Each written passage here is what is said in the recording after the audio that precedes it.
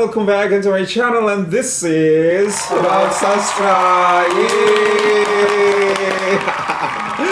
Okay everyone, thank you so much for clicking this video to stop by it. And today I'm not alone, I bring you the one and only. Assalamualaikum everyone. Hai. Waalaikumsalam warahmatullahi wabarakatuh. Gimana kabar Mr. Ajis? Bikhair, Alhamdulillah. Mister, hari ini ada 2 buah video akan kita reaksikan. Mister, kabar terbaru banget yang datang dari negara tetangga, negeri jiran kita yaitu Malaysia. Dengar-dengar kabar bahwasanya peringkat universitas mereka semakin naik secara dunia ya, secara dunia global gitu. ya. Nah, kira-kira menurut kamu kenapa bisa seperti itu? Ya, sepertinya dilihat dari outputnya ya, dilihat dari seberapa banyak graduates mereka yang akhirnya take charge pada pembangunan nasional dan pembangunan internasional gitu. Jadi semakin banyak ruang yang disediakan oleh pemerintah dan swasta di negara Malaysia supaya graduates-nya bisa punya lapangan pekerjaan dan mereka bisa berkontribusi gitu. Kayaknya dilihat dari situnya juga sih. Selain dari situnya kira-kira apa? Tentunya fasilitas, tentunya dana yang digelontorkan oleh pemerintah juga untuk research, kemudian community service biasanya juga gitu, dan pembelajaran mereka sehari-hari gitu. Jadi berdasarkan output dan juga bagaimana mereka melengkapi diri mereka dengan fasilitas terbaru mungkin juga yang mendukung mutakhir agar output mereka mahasiswa-mahasiswa yang keluar daripada universitas tersebut bisa memberikan kontribusi yang baik untuk Malaysia, negara ataupun untuk dunia seperti itu. Nah, Mister, ada sebuah video yang sangat menarik yang video pertama kali kita reaksikan, yaitu perbedaan daripada perguruan tinggi Indonesia dan perguruan tinggi yang ada di Malaysia. Seperti itu. Nah, kira-kira menurut kamu sama-sama perguruan tinggi, tapi apa sih yang membedakan yang saat ini banyak banget orang Indonesia, mahasiswa Indonesia yang memberikan sekolah ke Malaysia itu kira-kira apa yang menurut kamu yang beda ya? Yang beda. Mereka, in our predictions first before we watch compare this video. to Malaysia, Indonesia. Yang paling penting adalah ketika kita kuliah atau mengenyam pendidikan yang lebih tinggi itu apa sih yang paling kita inginkan? Kemungkinan dan kesempatan bekerja lebih luas kan, kemudian berjejaring dengan komunitas yang lebih banyak network.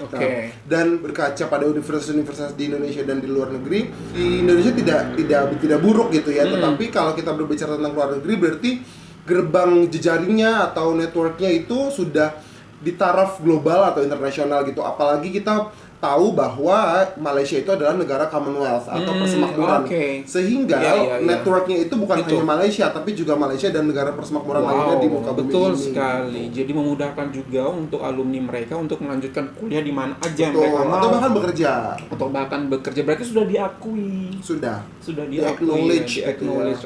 Nah, everyone, ini adalah perbedaan daripada universitas yang ada di Indonesia dan universitas yang ada di Malaysia secara sistem. Coba kita lihat sama-sama. 1, 2, 3. Kalau kuliah di Indonesia, Malaysia, jurusan arsitektur, architecture, mahal nih. 44.350 di 7.500 ringgit or like 33 jutaan. Kalau biaya praktikum 6 juta. Nggak ada. Biaya sumber dan pengembangan pendidikan 26 juta. Damn. Nggak ada juga sih. Kalau biaya penyelenggaraan pendidikan 16.850. nggak ada. Bahasa pengantar kuliahnya apa? Bahasa Indonesia. Use English. Durasinya 4 tahun. 3 tahun dong. Kalau skripsi Ada. ada skripsi, tapi final year project. Oh my dear God. Jadi banyak sekali ternyata biaya-biaya tambahan yang ada di Indonesia. Biaya awalnya memang ini swasta ya? Swasta. Biaya awalnya memang cukup seimbang, walaupun memang lebih tinggi di Indonesia. Di Malaysia itu 33 juta, di Indonesia 44 juta. Tapi and that's it ketika berada di Universitas Malaysia. Di Indonesia ada uang pembangunan, uang penyelenggaraan pendidikan. Itu apa ya penyelenggaraan pendidikan itu apa ya? Nggak tahu, banyak judulnya. Banyak judul. Saya tidak tahu sebenarnya spesifiknya untuk ya mungkin kalau kita bilangnya uang gedung gitu ya, pemeliharaan. That's the thing. Maksud gitu aku tuh, aku selalu dengar uang gedung gitu. Aku juga guru tuh mendengar uang gedung gitu kan. Itu apa arti uang gedung gitu? Jadi kalau nggak bayar uang gedung tuh kita nggak bisa masuk ke gedung itu atau gimana? Atau gedungnya tiba-tiba nggak jadi gitu kan? Sejujurnya mungkin yang bisa aku pahami adalah uang gedung itu uang pemeliharaan sarana ya gitu. Karena kan gedung itu sebenarnya sudah selesai, Mister, gitu kan. Dan kita tuh membayar itu tuh seperti menyewa fasilitasnya gitu loh. Jadi bukan kita masuk ke universitas tersebut, berarti itu exclude gedungnya. Iya gitu. Allahu Rabbi. Jadi fasilitas mejanya, kursinya, komputernya, laboratoriumnya, perpustakaannya, semua hal yang bisa kita gunakan itu kita bayar di awal gitu. Sementara kalau di Malaysia itu sudah include all in gitu. Seriously, Mister? Ya, I don't know. Nah, itu sih yang bisa masalahnya uang gedung tafsirkan di Indonesia tuh guys untuk universitas ataupun masuk sekolah SD, SMP, SMA itu cukup besar sekali untuk uang gedungnya gitu. Dan itu cukup memberatkan orang ketika mereka sudah diterima di universitas atau sekolah tinggi seperti itu. Jadi cukup memberatkan dengan adanya biaya gedung, belum lagi biaya pendidikan, penyelenggaraan pendidikan. What is that again? Apa? Kalau nggak ada dosennya kali ya. Kalau nggak ada uang penyelenggaraan pendidikan berarti mereka tidak terselenggara pendidikan. Jadi uang gedungnya ada, tapi penyelenggaraan pendidikannya nggak ada, jadi duduk aja gitu ya. Datang tapi nggak belajar gitu kan. Berarti kamu hanya bayar uang penyelenggaraan pendidikan tanpa bayar uang gedung, berarti kamu belajar di luar. Jadi yang di awal dibayarkan itu adalah kita sudah mendapatkan identitas sebagai mahasiswa di universitas itu, that's it gitu kali ya. Uang pendaftaran kan sudah terdaftar kan. Nah, tapi belum bisa berkuliah gitu. Pendidikan, belum bisa memakai fasilitasnya, belum bisa mendapatkan gedung dan juga. belum bisa berkuliah gitu. I don't know. Please correct me if I'm wrong. Terlalu banyak istilah ya. Kalau di Malaysia kita sudah dinyatakan lulus penerimaan, kemudian kita mendaftar 44 juta ya. 33 juta di 33 Malaysia. Juta di Malaysia, dan itu sudah all in sampai nanti bahkan melaksanakan final year assignment ya, tugas project. Berarti di Indonesia juga tuh untuk pendidikan tuh apakah ada semacam bisnis juga nggak sih gitu? Iya tentu ya. Tentu pendidikan itu salah satu bisnis yang menguntungkan. Iya. Sayangnya ya. Iya nggak sayangnya sih. Ya, pada kenyataannya. Yes. Pada kenyataannya ya begitu, sangat dibisniskan ya. Apalagi ini di bidang swasta seperti itu. Betul. Dan durasinya juga ternyata lebih lama. Yaitu 4 tahun. Itu 4 tahun pun merupakan sudah paling cepat loh di Indonesia, sedangkan di Malaysia hanya 3 tahun. 3 tahun. Berarti dengan durasi 4 tahun ini, wow, permasukan daripada universitas lebih banyak karena durasi lebih panjang juga. Makanya kan banyak pada akhirnya banyak orang yang lulus dari SMA gitu ya atau high school itu lebih memilih dewasa ini ya, nowadays itu lebih memilih untuk berkuliah di setidaknya Malaysia. Kemarin itu sekitar bulan Januari atau Februari saya menghadiri sebuah seminar atau workshop tentang kuliah di luar negeri, Mister.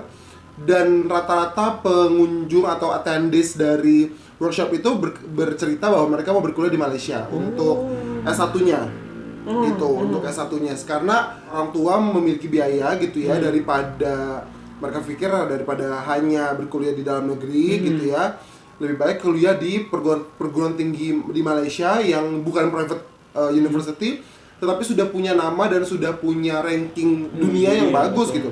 Kita bisa sebutkan University Malaya sekarang sudah terakhir saya lihat 56 ranking dunia gitu, dan tertinggi di Malaysia gitu. Compare to State University di sini itu 180-an kalau nggak salah Universitas Indonesia. Itu baru State University gitu. Bagaimana dengan private-nya gitu. Itu sekarang orang juga informasinya semakin terbuka ya. Jadi orang tua terpapar informasinya dengan perbandingan antara private university di Indonesia dan state university di Malaysia gitu atau negara-negara lain. Jadi ya wisely mereka pasti memilih ya udah state university, udah gitu rankingnya 60 besar dunia. Ada bonus-bonusnya juga lagi, networknya lebih bagus. Dan tidak ada biaya tambahan gitu kan. Negaranya juga aman. Betul juga. Jadi secara untuk melengkapi skill yang mahasiswa miliki juga akan lebih baik juga karena mereka berada di lingkungan internasional. Lingkungan bahasa Inggris gitu ya, multiras juga gitu kan. Ya bagaimana ya, maksudnya it's a big question ketika kita berkuliah tetapi jadi banyak hal yang harus kita keluarkan gitu loh. Dan itu semakin membuat pendidikan di Indonesia sangat eksklusif ya Mister ya. Berarti hanya untuk mereka-mereka saja yang bisa atau berduit, yang mampu ya, yang bisa untuk melanjutkan sekolah ke jenjang yang lebih tinggi seperti dengan teknologi, inovasi dan digitalisasi yang sepertinya lebih maju gitu kan. Betul. Kan itu yang dijual dari private university gitu kan. Betul. Wow, sangat menyedihkan ya. Padahal pendidikan merupakan hak bagi segala bangsa, dan menurut aku di undang-undang juga tuh merupakan kewajiban daripada negara juga memberikan pendidikan yang terbaik untuk rakyatnya seperti itu, Mister. Nah, we go back to the very first question yang aku tanyakan kepada kamu tadi. Apa yang membuat Universitas Malaysia, universitas yang ada di Malaysia akhir-akhir ini juga tuh peringkatnya lebih baik lagi? Nah, ada videonya nih, Mister. Coba kita lihat sama-sama. Semoga ini bisa menjadi inspirasi kita juga. Bagaimana kita bisa meningkatkan kualitas pendidikan ataupun universitas yang ada di Indonesia.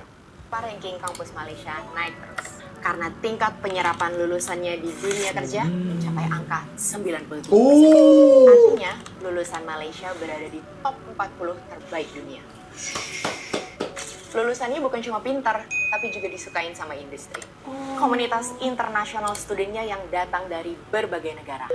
Kurang lebih 80 negara yang mengantar siswanya ke kampus Malaysia.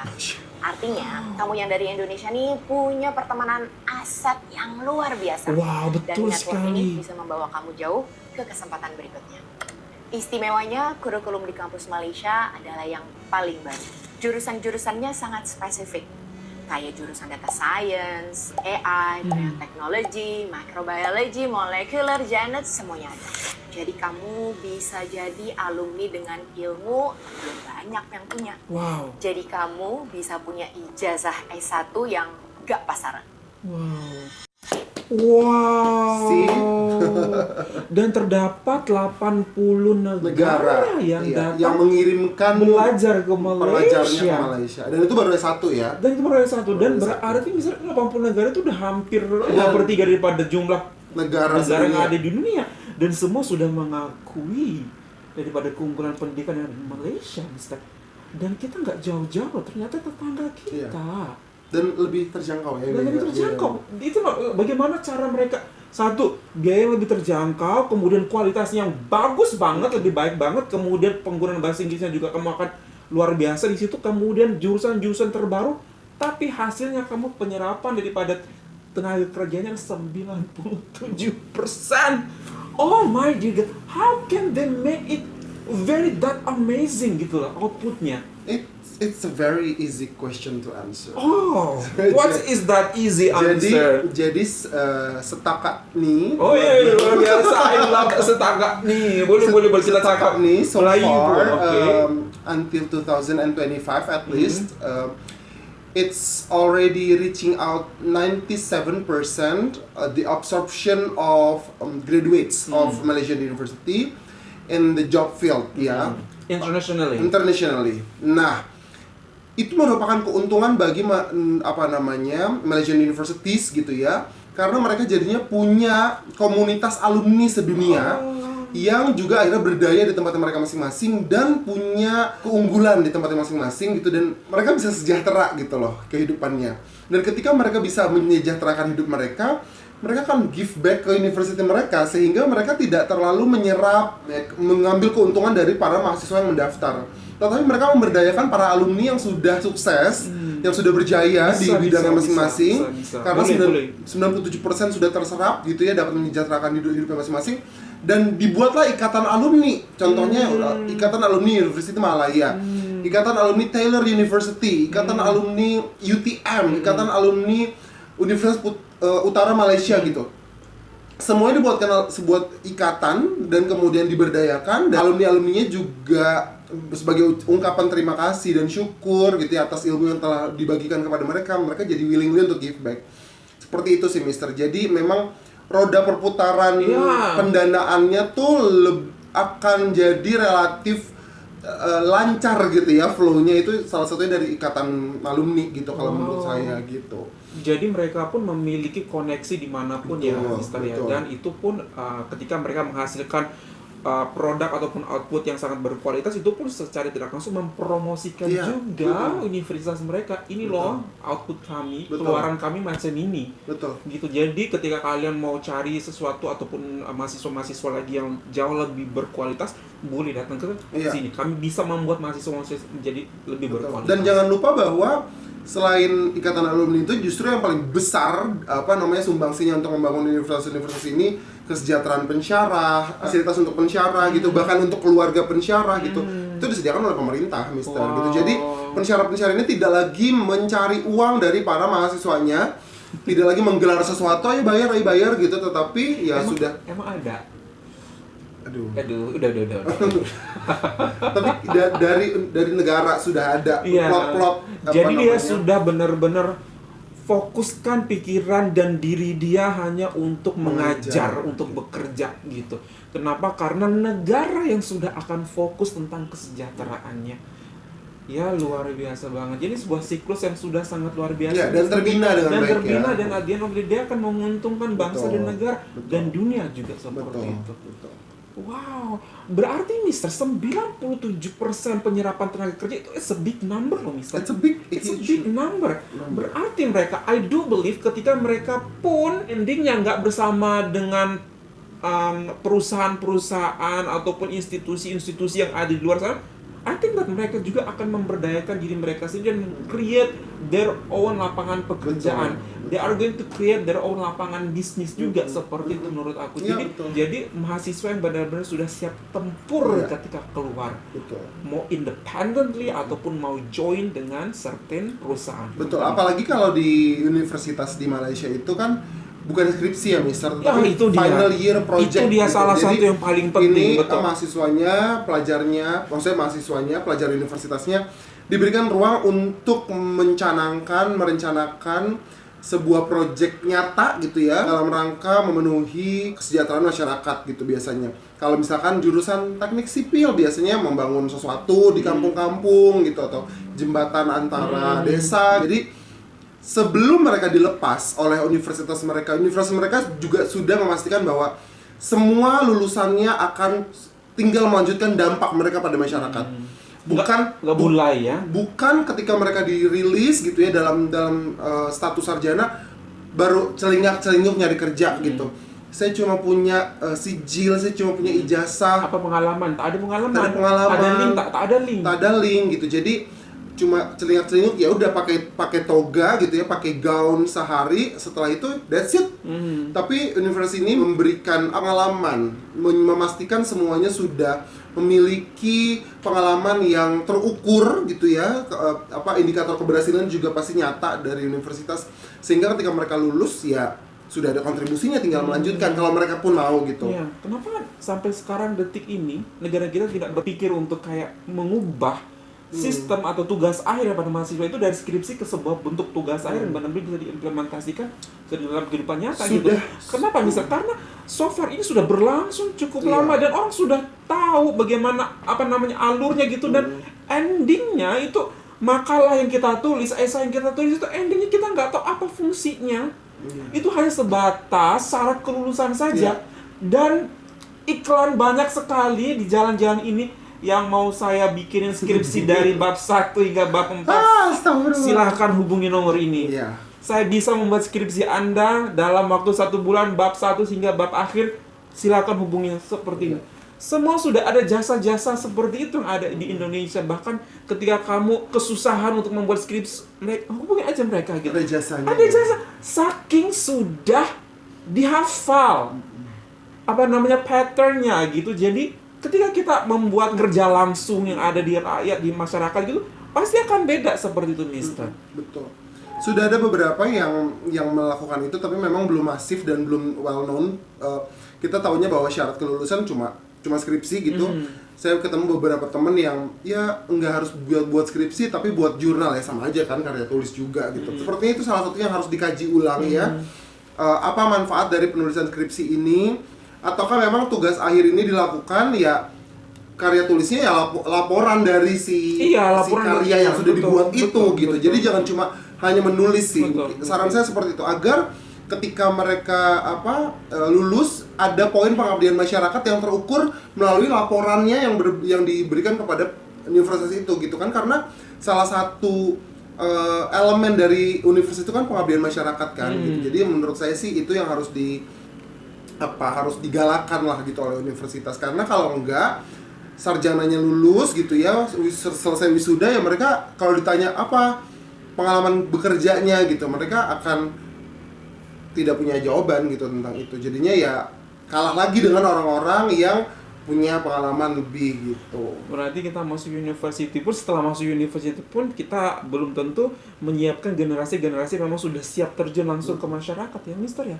Karena mereka pun masih buta lapangan tempat saya akan bekerja tuh macam mana, situasinya akan macam mana, apa yang harus saya lakukan juga akan macam mana, mereka masih buta sama sekali gitu. They got no idea about that. Sebenarnya ya look at this Mister, pendidikan tuh nggak harus ribet seperti itu, langsung applicable aja menurut aku. Lihatlah bagaimana menguntungkannya ketika kita mencari ilmu yang ada di universitas-universitas Malaysia. Satu, sudah universitasnya sangat memiliki predikat sangat-sangat tinggi, ranking sangat tinggi. Kemudian hanya 3 tahun saja Mister pakai bahasa Inggris, kamu lingkungannya juga surrounded by international surroundings. Kemudian ketika kamu mau lulus, maka kamu benar-benar disiapkan untuk bidang pekerjaan kamu yang ada di sana. Bener double combo, triple combo lah yang akan kamu dapatkan di sana ya. Jadi memang kalau punya kesempatan, kalau punya keinginan untuk berkembang gitu dan punya uang ya yang cukup lah gitu, jangan melihat kesempatan berkuliah itu hanya sebagai pencarian gelar atau title gitu ya, tapi justru 3-4 tahun itu digunakan untuk memperkaya diri sendiri, memperluas networking gitu, karena at the end of the day when you graduate from university, yang dicari adalah kamu mengenal siapa gitu. Suka atau tidak suka, network itu akan sangat bermanfaat gitu. Jadi berbeda dengan ketika kita ada di SMA gitu ya, yang kita berprestasi biasanya untuk diri kita sendiri dan mencari tiket untuk apakah kita eligible untuk masuk ke universitas tertentu gitu. Tapi kalau kita berbicara tentang kita lulus dari universitas, kita sudah berkompetisi bukan hanya dengan diri kita tapi dengan orang lain gitu. Apa yang menjadi added value yang menjadikan diri kita unik, experience apa yang kita punya, kemudian achievement apa yang kita ukir selama kita menjadi mahasiswa, itulah yang akan menjadi hal yang akan dilihat gitu oleh para penerima atau pembuka lapangan kerja gitu. Jadi kita nggak bisa cuma lulus di university, misalkan di Indonesia gitu, kemudian ditanya kamu adalah mahasiswa apa, lulusan ilmu komunikasi gitu, terus apa yang sudah kamu lakukan? Ya nggak ada gitu, nggak ada. Tapi saya membuat komunitas ini seperti you already advocated something big for your society gitu, biasanya itu yang dicari gitu. Dan Malaysia dalam hal ini, specifically University Malaya gitu, menempati 60 besar itu bukan tanpa alasan gitu. Semua graduates-nya, semua mahasiswanya sudah diberikan lingkungan yang sangat memadai, bukan dari hanya teknologi, inovasi dan digital, tapi juga multiras itu tadi yang wawasannya itu bukan cuma wawasan tentang Malaysia tapi seluruh dunia. Dan itu akan menjamin large perspektif gitu internationally. Menarik banget. Insyaallah nanti kalau kita punya anak gitu, bayangin punya anak ya ngapain ya, untuk udah ada biaya gedung, ada biaya penyelenggaraan pendidikan. What is that gitu? Come on, masih aja ya Allah, sistemnya nggak berubah-berubah. Ya Allah, luar biasa banget. Terima kasih buat kalian yang sudah merekomendasikan video ini. Semoga buat orang-orang Indonesia saat ini yang di waktu peralihan untuk mencari universitas baru, karena Indonesia sudah mulai akademik year baru, semoga bisa memberikan rekomendasi ataupun informasi yang kalian perlukan. Okay everyone, that's all from us. Hopefully that you find this pretty good. If you find this pretty good, don't forget to thumbs up. And also if you're new to this channel, don't forget like button and subscribe. So from Indonesia, Malaysia boleh, Indonesia bisa dong, bisa ya. Bye everyone, assalamualaikum.